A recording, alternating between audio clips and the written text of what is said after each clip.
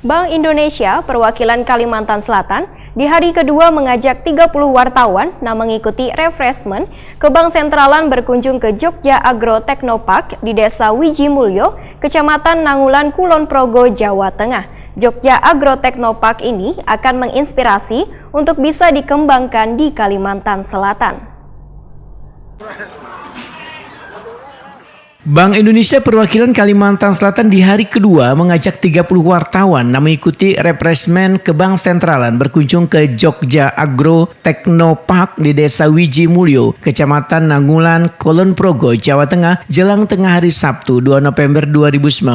Lahan seluas sekitar 10 hektar ini disulap menjadi taman edukasi dan di dalamnya terdapat beberapa jenis tanaman, sayur, hortikultura, herbal, juga ada hewan peliharaan kayak iwak, sapi, kambing, kelinci, ayam nang berhasil dibudidayakan. Kepala PTD Balai Pengembangan Produksi dan Pengawasan Mutu Benih Tanaman Pertanian BP3 MBTP Pemprov Daerah Istimewa Yogyakarta, Suharto Budiono, Buaya Takuni Prima TV di sela-sela kunjungan memadakan taman edukasi ini menarik minat warga untuk menimba ilmu bercocok tanam atau memelihara hewan. Tujuan dari adanya Jogja Agro Technopark ini selain mengurangi laju alih fungsi lahan, juga untuk meningkatkan kesejahteraan warga atau kesejahteraan petani. Menurut Suharto Budiono, alih fungsi lahan menjadi perumahan wan bangunan di Yogyakarta ini sekitar 200 hingga 250 hektar per tahunnya.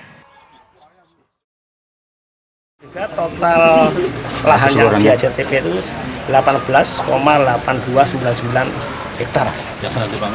Yang ini sekitar 7,3 hektar ya. Pak, di dalamnya ini ada apa aja, Pak?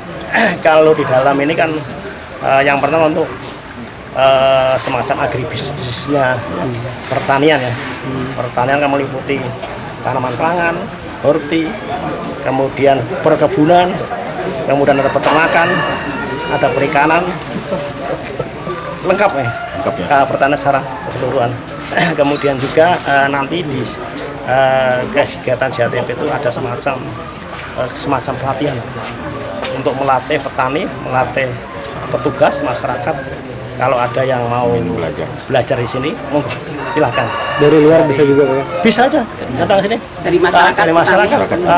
Bisa untuk belajar. Maksudnya di luar masyarakat? Luar dunia, Pak? Bisa. Ini nanti kan arahnya internasional. Pak, ini kan sudah ada yang menghasilkan ya, Pak, dari ini, Pak? Dari yang dilakukan pengembangan ada yang sudah menghasilkan nggak, Pak? Ini sudah menghasilkan.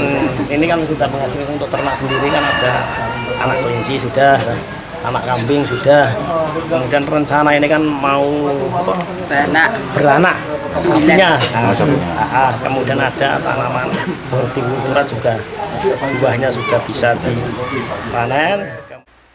Deputi Direktur Bank Indonesia Dadi Esa Cipta berharap Jogja Agro Technopark ini akan menginspirasi untuk bisa dikembangkan di Kalimantan Selatan. Sementara ini Bank Indonesia Perwakilan Kalsel ujar Dadi Esa Cipta mengelola EduFak yang ada di Banjarbaru. Konsepnya sama dengan JATP Yogyakarta. Nah, diharapkan mampu menggerakkan perekonomian warga di Banua. Untuk mewujudkan pengembangan taman edukasi ini, menurut Dadi Esa Cipta harus saling bersinergi sebaratan institusi di Kalimantan Selatan.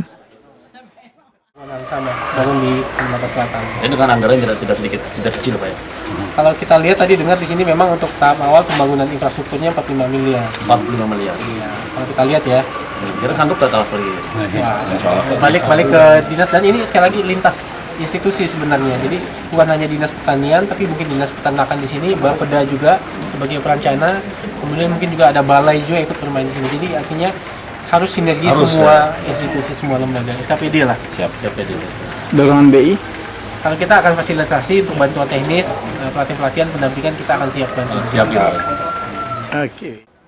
Dadi Esa Cipta berharap warga di Kabupaten Wan Kota Kalimantan Selatan turut mengendalikan inflasi dengan memanfaatkan lahan di sekitarnya dengan menanam aneka jenis tanaman sayur yang bernilai ekonomis.